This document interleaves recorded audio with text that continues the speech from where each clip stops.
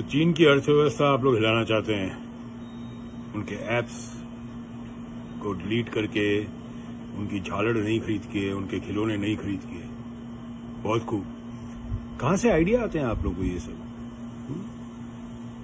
देखिए, चीन की अगर आपको अर्थव्यवस्था को हिलाना है तो चीन के कंपटीशन में काम करना पड़ेगा। जैसे रेस होती थी स्कूल में, आप बोलो मैं तो रेस का बहिष्कार कर रहा हूं, तो इसका मतलब नहीं कि आप रेस जीत गए, आप डर गए। अमेरिका है ना, जिस देश में मैं बैठा हूं, ये सबसे बड़ा कंज्यूमर मार्केट है दुनिया का, और ऐसा कोई भी देश नहीं है पूरी दुनिया में जो अमेरिका में एक्सपोर्ट नहीं करता। यहां का राष्ट्रवाद फरेब नहीं है। यहां पे जबरदस्ती किसी को बोला नहीं जाता कि अमेरिका पापा इज ग्रेट, नहीं, ठीक है। मगर यहां पे जनता खुद बड़ी राष्ट्रवादी है, चाहे सरकार कोई भी हो। अभी हाल फिलहाल में मैं आपको बता देता हूं जो हो रहा है यहां पे। यहां की जनता खुद ही सामान नहीं खरीद रही चीन का बना हुआ। जैसे $1 में समझिए साबुदानी आती है और किसी और देश से आ रही है, वो $1.25 में आ रही है, $1.5 में आ रही है, वो $1.5 की खरीद रहे हैं, मगर मेड इन चाइना का नहीं खरीद रहे।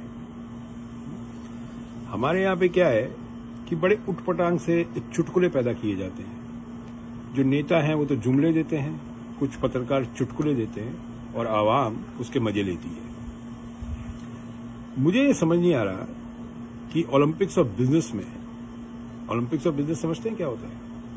ओलंपिक्स ऑफ बिजनेस में आपको पार्टिसिपेट करना पड़ता है, तब देश महान बनता है। चीन 25 साल पहले क्या था, वो कंपटीशन में उतरा, बढ़िया क्वालिटी बनाई, बढ़िया चीजें बनाई, सस्ती बनाई, गवर्नमेंट पॉलिसीज ऐसी थी, वहां का लेबर लॉज ऐसे हैं, तो पूरी दुनिया में उनका सामान बिका। हमारे यहाँ क्या है कि चिंडी चोरी बहुत है, चलता है, एटीट्यूड बहुत है कि चला लेंगे, चलता है। मैं आपको अपने ट्रेड की बता देता हूँ। हमारे ट्रेड में एक तरह का आभूषण बनता है जिसको बोलते हैं कुंदन का काम होता है। वो पहले बीकानेर में हुआ करता था किसी जमाने में, और ये जो आए थे मुगल एम्परर्स, ये उनकी ज्वेलरी थी, वो छोड़ के गए अपनी विरासत यहाँ पे। कुंदन मीने की जवाहरात, किसी भी झोरी से पूछेगा। आपको पता है कुंदन मीने की जो ज्वेलरी चाइना बनाने लग गया था, और इंडिया के जो ज्वेलर बैठे थे आउट ऑफ मार्केट हो गए थे। हमारे ट्रेड में ऐसा कोई पत्थर नहीं है जो चाइना नहीं बनाता। दूसरा, मैं आप लोगों का फरेब जो है राष्ट्रवाद का, उसका भी खुलासा कर देता हूं। हमारे ट्रेड में ऐसे कई लोग थे जिन्होंने ग्वांगजू जाके फैक्ट्री खोली थी, जो इंडस्ट्रियल एरिया है चाइना का। आप में से बहुत लोग चाइना गए नहीं है, जाके देख के आइए चाइना में किस हिसाब से काम होता है। वहां पे 1000 पीस का ऑर्डर देते हैं ना, तो 1000 के 1000 पीस सारे करेक्ट होते हैं, कहीं गलती नहीं निकाल सकते। मैं आपको बोलता हूं, मेरी खुद की फैक्ट्री थी जयपुर के अंदर 2014 तक, मैंने बंद क्यों करी? बिजली नहीं आती थी 8 घंटा। एक्सपोर्ट लगाते थे, जो वहां पे अप्रेजर होता था उसको हर एक इनवॉइस पे पैसा खिलाना पड़ता था। ये चिंडी चोर जहां बैठे थे सब जगह। फिर कोई भी त्योहार आ जाए तो कभी डाकिया आ जाएगा, कभी कोई आ जाएगा, साहब दिवाली की मिठाई दे दो, दिवाली का ये दे दो। ये सब चाइना में नहीं होता है। चाइना में वर्क एथिक्स बहुत स्ट्रांग है, बहुत स्ट्रांग वर्क एथिक्स है। इसलिए चाइना दुनिया में कंज्यूमर मार्केट में नंबर 1 था। यहां तक कि अमेरिका का कंज्यूमर मार्केट चाइना ने खत्म कर दिया था। अमेरिकन कंज्यूमर मार्केट जो था, यहाँ पे मैन्युफैक्चरिंग जो होती थी अमेरिका में, वो चाइना ने खत्म करी थी धीरे धीरे। बिकॉज कंपटीशन के अंदर वो अमेरिका से भी सस्ता सामान बनाने लग गया था, तो अमेरिकन चाइना का सामान खरीदने लग गए थे। और आप लोग बात करते हैं झालड़ से आप चीन की अर्थव्यवस्था हिला देंगे। उनके ऐप्स जो हैं, जिसपे आजकल जितने बेरोजगार लोग हैं जो कि टिकटॉक पे अपना काम करते रहते हैं, वो टिकटॉक को आप लोग डिलीट करना चाहते हैं, जिससे चीन की अर्थव्यवस्था हिल जाए। मुझे लगता है जो आप लोगों को ये सुझाव देते हैं ना, उनके ऊपर का जो माला है ना, वो बिल्कुल हिला हुआ है, वो करेक्ट सुझाव नहीं दे रहे। नहीं, चीन से अगर आपको कम्पीट करना है तो उनके साथ वो ही खेल खेलिए। अगर हम कोई चीज ऑर्डर करते हैं आपको, से फॉर एग्जाम्पल ये डंबल है, मैं आपको बताता हूं, अभी डंबल है, ये देखो कहां का है, ये सुनना आप, ये डंबल 1 साल पहले खरीदा हुआ था, मेड इन चाइना, ठीक है। तो आप ये समझ जाइए कि अगर आपको कंपटीशन में उतरना है तो आपको क्वालिटी में उतरना पड़ेगा। आप लोग अभी तक बिलीव करते हैं क्वांटिटी में, क्वालिटी में बिलीव नहीं करते। That's the problem in India. और किसी भी मैन्युफैक्चरर से पूछ लेगा, चाहे वो कपड़ा बनाता हो, कपड़े बनाने की फैक्ट्रियां इंडिया में बंद हो गई। कपड़े बनाना सारा का सारा अमेरिका जितना कपड़ा खाता है वो सारा बांग्लादेश, वियतनाम, इंडोनेशिया चले गया। पूछिए कोई गारमेंट एक्सपोर्टर्स से क्या हाल है आज की तारीख में, क्योंकि वहां फैक्ट्रियां चलाना एक तरह से बहुत बड़ा काम है इंडिया में आज की तारीख में, बहुत बड़ा काम। जो लोग फैक्ट्रियां चला रहे हैं इंडिया में, आपको सलूट है। हर जगह ट्रेड यूनियंस हैं, फैक्ट्रियां बंद करवा देते हैं। महाराष्ट्र में एक ट्रेड यूनियन लीडर हुआ करते थे, उनका नाम था दत्ता सामंत। उनका एक ही काम होता था, फैक्ट्रियां बंद कराना, लोगों को ब्लैकमेल करना। तो भाई अगर आपको चाइना को हराना है तो चाइना के साथ कम्पीट करिए। उनके माल को बैन करके आप कुछ नहीं कर सकते, कोई अर्थव्यवस्था नहीं हिला सकते चाइना की। और आपको क्या लगता है कि सिर्फ आप ही चाइना का सामान खरीदते हैं और दुनिया में कोई नहीं खरीदता?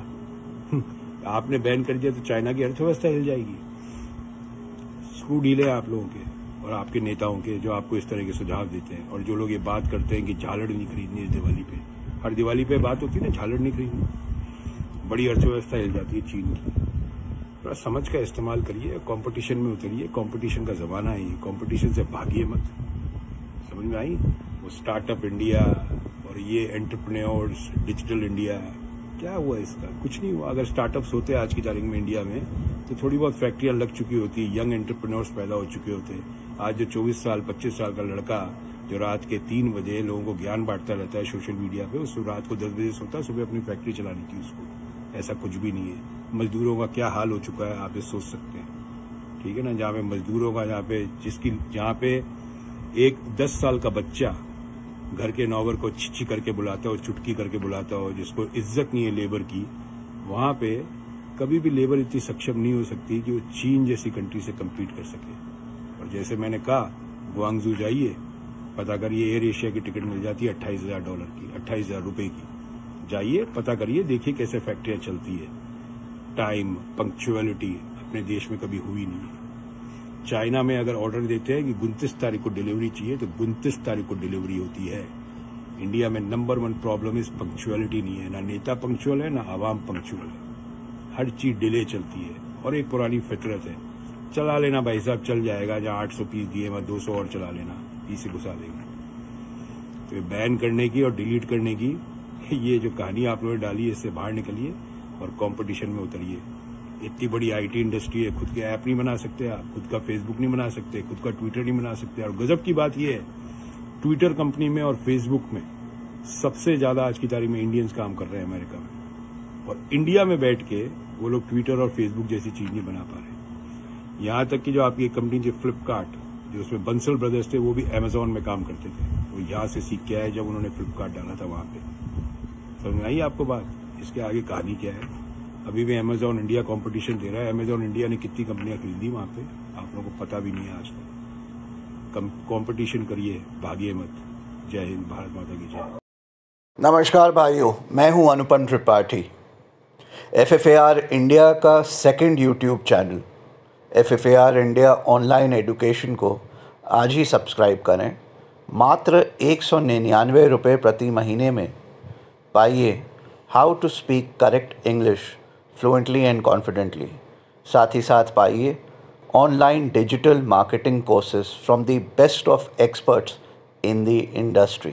समय नष्ट ना करें, आज ही सब्सक्राइब करें। 199 रुपये प्रति महीने पेटीएम करें 9599349269 पे, और मंथली सब्सक्रिप्शन आज ही प्राप्त करें मात्र 199 रुपये में। समय नष्ट ना करें, पेटीएम करें। जय हिंद, जय भारत।